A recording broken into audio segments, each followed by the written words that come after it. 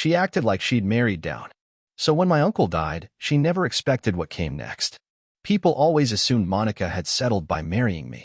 And to be fair, I think she believed it too. I was a mechanic with my own small shop in a blue-collar part of town. Clean work, steady hours, honest pay. Monica came from the Caldwell family, wealthier, old money types who lived in homes with columns out front and talked about legacy over dinner. Her father owned a distribution company. Her mother chaired charity boards. Her brother worked in finance and wore loafers without socks. The day we got married, I overheard her aunt whisper to someone, "Well, at least he's decent looking." That pretty much set the tone. 15 years went by like that. I worked. She hosted. I fixed things. She updated our kitchen twice. We never fought much, but there wasn't much warmth either. Her compliments were always backhanded. "You're not bad with your hands," or, "I guess blue does hide the grease." We didn't have kids. It wasn't a tragedy, just something that never happened. She said we were too busy building a life, though it always felt like I was building something she barely acknowledged. What kept me going was the work. My shop ran smoothly, I had loyal clients, and I could take pride in what I made with my hands. My customers called me Mr. Mercer even if the bank didn't. And then came the little things. Monica started going to more wine nights with the neighbors. Mostly with the couple next door, the Winstons. Especially him, Travis. Tall, successful, smirking Travis who ran some tech thing I never quite understood. He jogged shirtless. He had a laugh you could hear through double-paned glass. Monica found reasons to talk about him often. Too often. One Thursday, she came home at 11:30 p.m., saying they got carried away discussing a book club. She smelled like expensive perfume and hotel bar whiskey. I didn't say a word. Just logged it away. Like a wrench set out of place, you don't make a scene, but you remember it. More nights out followed. More laughter through walls. More coldness in our kitchen. I checked her phone once. Just once. And that was enough. "I wish you were here instead," she texted him. He replied with a wink emoji and said, "Soon." I didn't confront her. Not yet. I just disconnected. Emotionally, mentally, quietly. I began sleeping on the recliner in the garage, said the mattress hurt my back. She didn't argue. She didn't even notice. What Monica never cared to ask about, and what most people had long forgotten, was my Uncle Raymond. Raymond was my dad's brother. A quiet man. Never married, never had kids.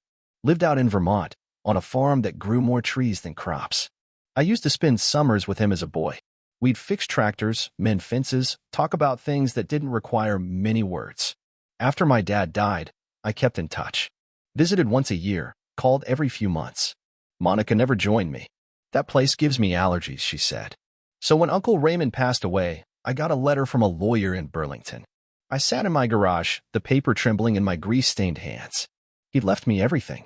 Not just the farm, which was actually 3 parcels of land, but also a small portfolio he'd built up over decades. Apparently Raymond had invested wisely, bought land others ignored, and lived frugally. By the time he passed, his estate was worth more than Monica's family ever guessed. I didn't tell her. Not at first. I spent a week driving up there, meeting the lawyer, seeing the land, visiting the old house. It was quiet, peaceful, like breathing clean air after years in a smoggy room. When I got back, Monica was in the kitchen, sipping wine and scrolling through something on her iPad. She didn't ask where I'd been. I didn't offer. That night, lying in the garage, I made my decision. I wasn't going to fight. I wasn't going to plead. I was going to leave the way I'd lived, quietly, completely, on my own terms. The next morning, I packed a few bags, left my shop keys on the bench, and drove off before sunrise. No note. No scene. Just silence. 3 months passed. Then came the phone call. It was 9:14 a.m. when Monica called. I was sitting on the back porch of Uncle Raymond's farmhouse, sipping coffee and watching a squirrel terrorize a blue jay. The Vermont autumn had just begun to set in. Crisp air, quiet hills, and for once, no noise from someone trying to fix me. Her name lit up the screen, Monica Caldwell. I hadn't heard from her since the day I left. She hadn't tried to stop me, hadn't texted or called. Not even an email. I figured she'd moved on with her plan, whatever version of life with Travis she thought would be better. I debated answering, but curiosity got the better of me. "Hello," I said flatly. "Clayton?" Her voice had a sharp edge, like she'd been crying but didn't want me to know. "Why didn't you tell me about Vermont?" I didn't reply.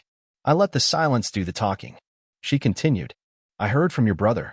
He said you inherited a bunch of land. Is that true? So that's how she found out. My brother, Jerry, still talked to her now and then. She must have gotten it out of him without much trouble. Jerry was never great at reading people. I did, I said calmly. 3 lots, the farm, the workshop, and a couple of rental properties in town. There was a pause. Then, the kicker, why didn't you tell me? I almost laughed. Why would I? Because I'm your wife. I corrected. You were my wife. I filed the papers last week. Another pause. I could hear her breathing short, uneven. The silence was heavier this time. You didn't even give me a chance to talk, she said. You gave me 5 years of silence wrapped in polite condescension. You gave me Travis and lies about wine nights. I figured that was the talking. I wasn't, she started, then stopped. It wasn't what you think. Oh, I'm sure it wasn't, I said, a little smile creeping into my voice. I'm sure you and Travis just got really into Pinot Noir and deep conversation. You don't know everything, she said. No, I replied. But I know enough. She didn't call again for another week. And when she did, she wasn't crying. She was composed. Practiced. The Monica Caldwell version of emotional, just enough softness to sound sincere, but with an undercurrent of control. I've been thinking, she said. We built a life together. We should talk about how to divide things fairly. I let her talk.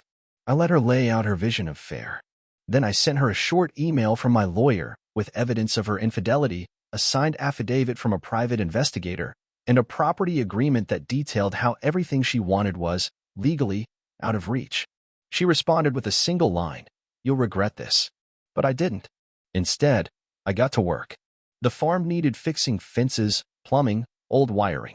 I hired a few locals, brought in supplies, restored the barn and the outbuildings. One of the houses Raymond left me was a rental unit near the university in town. I converted it into a scholarship dorm, with help from a local education nonprofit. I named the fund after my father, a man Monica never bothered to learn anything about. Within 2 months, a reporter from the local paper came out to do a story on it. A week later, another local magazine picked it up. My name started circulating, not as the mechanic who married into money, but as the guy who was quietly helping rebuild a town. Meanwhile, I heard things about Monica through the grapevine. Travis? Gone. Apparently, he'd been less interested in commitment once her family's business hit financial strain. Something about a failed contract and a lawsuit. Suddenly, the Caldwell name wasn't gold-plated anymore. She moved back in with her parents, at least for a while. Her mother, I heard, wasn't pleased. She tried messaging me again. Not calls this time, emails. I just want closure. We had good years, didn't we? You're not being fair. I didn't answer any of them. Instead, I focused on the work. The land. Myself. I bought new tools. Got back into carpentry. Built picnic tables for the local school. Taught a few classes at the community center on auto maintenance. Made friends I didn't have to impress. Ate meals with people who didn't judge the grease on my hands. Freedom has a strange flavor. It's not sweet. Not bitter. Just clean. Like cold water after a long day in the dust. Monica didn't show up in person until late November. I was out by the woodpile when I saw her car, the black Lexus her father bought her, creeping up the gravel road like it was ashamed of the noise. She stepped out in heels. Stared at the mud. Then at me. You've changed, she said. No, I replied, tossing another log onto the pile. You just never looked. She opened her mouth, closed it, then held out a folded letter. I wrote something, she said. I thought maybe. I'm not reading it. I cut her off. Her lips tightened. You left when it mattered, I said. You looked at me and saw someone beneath you. And now that I'm standing on higher ground, you want back in. That's not fair, she whispered. No, I said. It's not. But it's true. I turned and walked inside. She didn't follow. After Monica's visit, the air around the farm felt different. Lighter, like something heavy had finally been scraped off the walls. I didn't tell anyone she came. I didn't need to. People in small towns notice things without asking. They saw her Lexus. They saw her heels sinking into the mud. They saw her leave alone. Winter came early that year. Vermont always did that. Went from gold to gray in a blink. I didn't mind. I liked the stillness. Snow muffled everything. The quiet felt earned. I started spending more time in the workshop my uncle left me. Raymond had been a gifted craftsman, but his health had slowed him down. When he passed, the place looked like time had paused. Half-finished chairs, tools laid out like he'd return any moment. I cleaned it up, restored some of the older machines, and began working again. Not just repairs, real woodworking. Tables, benches, custom orders from locals who remembered Raymond's work and respected mine. That's where the reporter found me. Her name was Julia. Mid-30s, sharp but kind, with a camera slung around her neck and a notebook filled with questions. I heard about the scholarship dorm, she said, and the community carpentry classes, and the local job fund you just launched. I shrugged, just trying to make use of what I have. She smiled. A lot of people inherit property. Not many do what you're doing with it. I didn't mean to tell her much, but something about the way she listened pulled the story out of me. Not all of it. I never said Monica's name. I just mentioned my ex, and how things had fallen apart, and how the farm gave me space to rebuild. She took photos of the barn, the workshop, the rental homes I'd fixed up. A week later, her article came out in a regional online magazine, The Quiet Legacy of Clayton Mercer. It got shared more than I expected. Some local real estate investor offered to buy one of the properties. I politely declined. The point wasn't profit. It was peace. Then came the voicemail. I didn't recognize the number, but I played it anyway. Clayton, it's Monica. Her voice sounded smaller. I saw the article. I read it twice. You really turned everything around. I guess I didn't know what you were capable of. I'm sorry. She paused. Then, I was wrong about you. Maybe you were wrong about me, too. Maybe we both were just scared. If you ever want to talk, just talk. I'd like that. I deleted the message. She still didn't get it. What Monica never understood was that trust doesn't die in some dramatic explosion. It erodes. Slowly. Quietly. Every time she rolled her eyes when I spoke. Every time she compared me to someone richer. Every night she told her friends I was just a mechanic, as if that made me less of a man. And now that she saw my name in an article, now she wanted back in. But there was nothing left to return to. A few weeks later, I got a certified letter. Monica's attorney. She wanted to contest the divorce settlement. Her claim? Emotional distress. That I'd blindsided her and concealed assets. It was laughable. Every dollar, every property, it was all properly documented. Everything was done by the book. I wasn't stupid. I'd been preparing long before she knew there was something to prepare for. My lawyer, a tough old woman named Marion, smirked when she saw the paperwork. She's fishing, Marion said. Trying to rattle you. But she's got nothing. I nodded. Let her try. A hearing was scheduled. I didn't want to go, but I showed up. In a clean flannel shirt, no tie. Monica arrived in a tailored coat and those same high heels. But something about her was off. The confidence wasn't there. Her eyes darted too much. Her hands shook when she pulled out documents. The judge, an older man with tired eyes, didn't need long to make his decision. Mrs. Caldwell, he said, you've presented no evidence of deception. On the contrary, Mr. Mercer has demonstrated full transparency throughout these proceedings. Your motion is denied. She didn't cry. She didn't argue. She just nodded, slowly, and sat down. After the hearing, I walked past her without a word. But she followed me into the hallway. Clayton, she said. Wait. I turned. I know I messed things up, she said. But part of me thought, maybe one day, when all the noise stopped, we could try again. Maybe now that we're both different. I didn't change, I said. You just never looked past your own expectations. I see you now, she whispered. No, Monica. You see the article.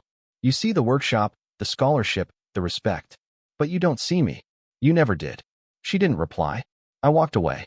That night, I sat on the porch with a glass of apple cider, watching the snow fall. I thought about Uncle Raymond, how he used to say, some gifts come wrapped in grief. Doesn't mean they're not worth opening. The inheritance he left me wasn't just land. It was clarity. It was a second chance. And I intended to use it. It had been nearly 5 months since the divorce was finalized, and life had finally settled into something resembling peace. I spent my mornings checking in on tenants, my afternoons in the workshop, and my evenings walking the edge of the woods with my dog, Gus. He was an old rescue, half lab, half shepherd, and all loyalty. He didn't ask questions or make assumptions. He just followed at my side, content with the quiet. I hadn't heard from Monica again. No calls. No emails. No more letters from attorneys. For the first time in 15 years, her name stopped coming up in my daily thoughts. I figured that was progress. One evening in early spring, I got an invitation in the mail. Handwritten. Elegant. It was from the local college. the same one my uncle used to teach at before he retired. They were hosting a small dinner to celebrate contributors to the community endowment fund. I'd recently donated a portion of my inheritance to establish a vocational scholarship for kids who didn't want to go the academic route but still wanted to build something. I almost didn't go, but I remembered something Raymond once said. When they finally see you for who you are, stand up and be counted. So I went. The dinner was held in a refurbished barn-turned-event space on the edge of town. White lights hung from the beams. The air smelled like roasted rosemary chicken and cedar. Most of the guests wore business casual. I wore a clean button-down and boots that didn't have sawdust on them, for once. I didn't know many people, but I wasn't uncomfortable. A few professors recognized my last name and came over to shake my hand. One of them, a wiry man with round glasses, said, "You're Raymond Mercer's nephew. Your uncle was a legend in the woodshop. Glad to see you're honoring that." I nodded. He taught me everything I know. The dinner was quiet, tasteful. They gave out plaques to donors, read a few thank you speeches, and showed a video of scholarship recipients building benches for a park near the school. I felt proud, not for the attention, but for the fact that something good was being built, something that might last. Then I heard her name. Not Monica, Eliza Chadwell. She was introduced as a new community author, recently signed to a small press, writing literary fiction based on her experiences in New England. The MC called her a rising voice in regional literature. When she walked on stage, I froze. Because Monica was behind her, seated at a nearby table, clapping politely. Eliza was tall, stylish, and spoke in that overly rehearsed tone writers often use when trying to sound deep. She talked about the importance of authentic narratives and quiet heroism. Then she mentioned her next novel, about a woman who escaped a life of emotional restraint and rediscovered herself in the arms of someone unexpected. The room clapped. I didn't. Afterward, guests mingled with wine and small talk. I wandered out to the patio to get some air. That's when I heard her voice again. "Clayton." "Monica."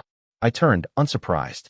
She stood at the edge of the gravel path, holding a glass of wine like it was a shield. "I wasn't expecting you here," she said. "Likewise." She stepped closer. "I didn't come because of you. Eliza invited me. Well, she was a friend. Still is, I guess."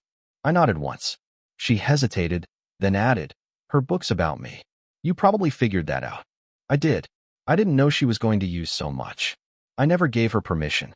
"Did you stop her?" She said nothing. The silence between us stretched. "She wrote you like you were the villain," Monica said finally. "The cold one. The obstacle.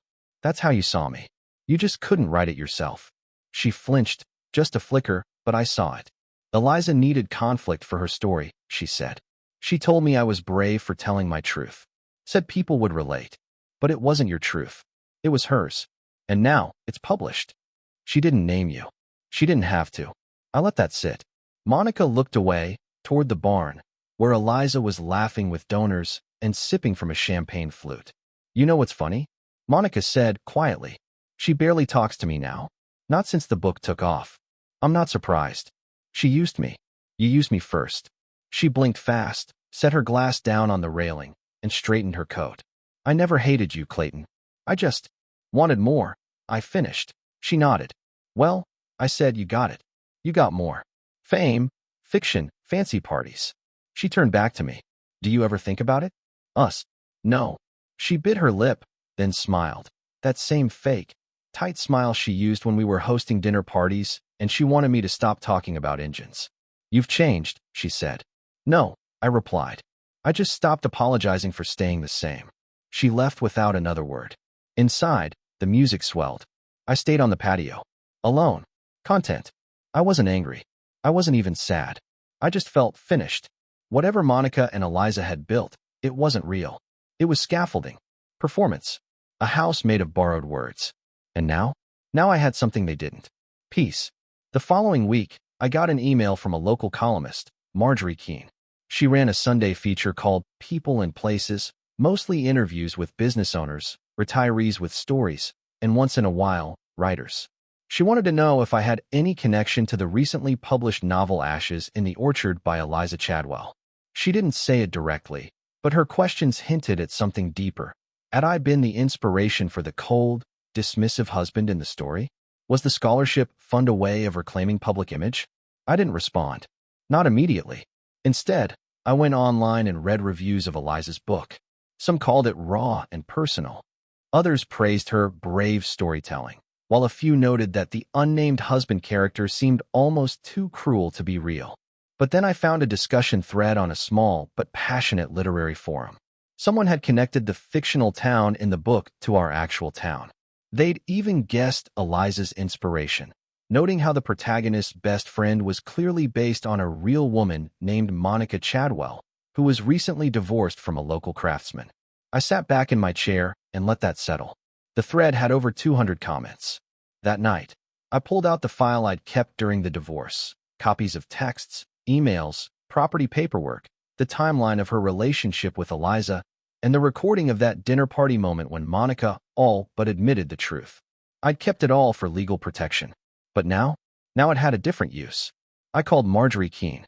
We met 2 days later at a quiet cafe. I didn't come to trash Monica or Eliza. I came to clarify, to give facts, not emotion. Marjorie listened carefully as I spoke. She took notes, occasionally asking for clarification, but never interrupted. When I finished, she sat back, eyebrows raised. "She never mentioned this," she said quietly. "I figured. And you're okay with me publishing your side?" "I am. But no names. Not mine. Not hers. I don't want revenge. Just balance." She agreed. The article ran the following Sunday under the headline, "When Fiction Oversteps, a Real Man's Quiet Response to a Very Public Novel." It didn't name me, or Eliza, or Monica, but everyone who mattered knew. It went viral locally. The comments were mixed. Some praised the grace and restraint. Others tore into Eliza's credibility, questioning how much of her work was actually hers, and how much was borrowed drama dressed up as art. A former editor at her publishing house even chimed in anonymously, saying she'd warned against releasing the book so soon, citing ethical red flags. 3 weeks later, Eliza's book tour was quietly canceled. Bookstores pulled promotional displays. An independent blog revealed that Eliza had never actually lived in the town she wrote about. She had visited Monica a handful of times, but claimed to be a local voice. That stirred resentment. Literary influencers on social media began labeling her emotionally exploitative. Her publisher announced that her second book would be delayed indefinitely. Monica didn't speak publicly, but I heard from a mutual friend that she was devastated. Not because of what she'd done, but because Eliza had stopped returning her calls. She used her, the friend said, bled her story dry, and walked away. I didn't gloat. I didn't celebrate. I just kept living. Then, one morning, I got a letter. Not an email. A handwritten envelope in cursive I recognized instantly. "Monica." I almost didn't open it. But curiosity, or maybe closure, got the better of me. Inside, the letter was short. Barely a paragraph. "Clayton, I just wanted to say I'm sorry. Not just for what I did, but for how blind I was to what I had. You didn't deserve the way things ended. I thought I needed a different life to feel seen. Turns out, I just needed to see clearly. I hope you're well. Monica." I read it once. Then again. I didn't write back. Not out of cruelty, but because there was nothing left to say. Some people don't get to come back. Not after the damage is done. Not after they turn your life into entertainment and call it bravery. By summer, Eliza's name faded from headlines. Her website went offline. Her Instagram, once full of quotes and readings, sat abandoned. Whatever literary career she thought she was building had been built on sand, and the tide had come in. As for me, I kept building. The fund grew. I partnered with the vocational school to sponsor apprenticeships. I hired 2 kids from the program full-time. One of them was the son of a single mom who used to clean houses with my aunt. I taught them the same way Raymond taught me. Slow, patient, no shortcuts. On weekends, I restored old furniture, not for profit, but for joy. And one afternoon, as I stood in the back of the woodshop watching one of the students sand down an oak bench, I realized something. They'd both tried to write me into a role, the outdated man, the emotional wall, the stepping stone. But I'd rewritten myself, quietly, without spectacle. And now, while their stories faded, mine was just beginning. Autumn rolled in slow that year. The leaves in town turned early, vibrant oranges, deep reds, the kind of color that feels like a last gasp before winter settles in. I was repairing a stained glass panel for the old chapel on Main when I saw her again. Monica. She didn't see me. Or maybe she did and pretended not to. Either way, I watched from inside as she stepped out of her car in front of the bookstore. No longer in her usual heels or designer scarves. Jeans. Windbreaker. Her hair pulled back in a way that said practicality had won out over appearance. She didn't look bad. Just ordinary. Human. Smaller somehow. A week later, she showed up at the woodshop. The front bell chimed, and I turned expecting a customer. Instead, I saw her, standing just inside, hesitant, her hands gripping her purse too tight. "Clay," she said quietly. I nodded. "Monica." She looked around the shop, eyes flicking over the shelves, the tools, the hand-carved coat rack near the door. "It hasn't changed much. No reason it should. I heard about the scholarship fund," she said. "The apprenticeships. That's really good work. Thanks." There was a long pause between us. She shifted on her feet. "I know I don't have the right to ask," she said finally, "but I wanted to talk. Not about us, just about everything." I studied her. Her voice was softer now, not worn down, but less sure of itself. I thought about what to say, then motioned toward the back office. We sat in silence for a moment before she started talking. About how things fell apart. How Eliza had cut her off the moment the book tour collapsed. How publishers distanced themselves, and how the podcast interviews dried up. How her parents, once so proud of her creative circle, now refused to talk about the whole thing. She got what she needed, Monica said, staring at her hands. Then disappeared. I didn't interrupt. "I used to think she saw something in me," she continued. "But the truth is, I was just a story to her. A character to test on paper. The moment I stopped being interesting, she moved on." "Yeah." She looked up at me. "I was wrong, Clay. About everything. About you. About what mattered." I let that sit for a while. "You didn't just hurt me," I said finally. "You dismissed me. You made me feel small. Like I didn't fit into your world." "I know. No, I don't think you really do. You thought you were trading up. Thought you deserved someone more exciting. More cultured. You couldn't see that what we had was solid because it wasn't flashy." She swallowed hard. "I've paid for that." I nodded slowly. "And what are you here for now?" She hesitated. "Closure, maybe. A chance to say it to your face. To apologize." "I got your letter," I said. "I know. But I needed to see you. Just once."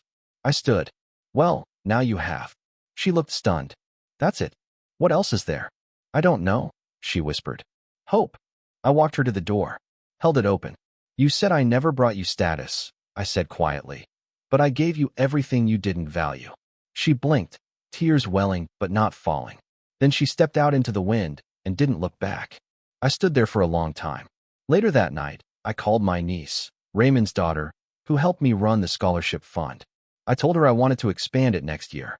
More trades, more schools, maybe even a small grant for single parents returning to work. That weekend, I drove out to Raymond's cabin. It had been sitting empty since the estate closed. I still kept the place maintained, mowed the grass, kept the pipes from freezing. I spent the night there, alone, sitting in the old leather chair he used to fall asleep in during fishing shows. He never met Monica, but I think he would have seen through her faster than I did. I remembered something he told me when I was 18 and fighting with my dad about college. "You don't have to impress people who love you, Clay. You just have to show up, do right, and be solid. Flash burns out. Stone lasts." Monica had wanted flash. Eliza had used her flash to burn bridges. But I had chosen stone. And now, finally, it felt like I was building something that would last long after both of them were forgotten. The next spring, one of the scholarship kids invited me to his graduation. His mom hugged me afterward, eyes full of tears. "You believed in him," she said. I just smiled and said, "He did the work." On the way home, I stopped at a roadside diner I hadn't been to in years. Ordered pie and coffee. Watched the sun go down over fields I'd driven past 100 times. And for the first time in a long while, I felt free. Not bitter. Not vengeful. Just at peace. Sometimes the best ending isn't revenge. It's being the one who survived, healed, and moved on while they were still trying to rewrite the past you already outgrew.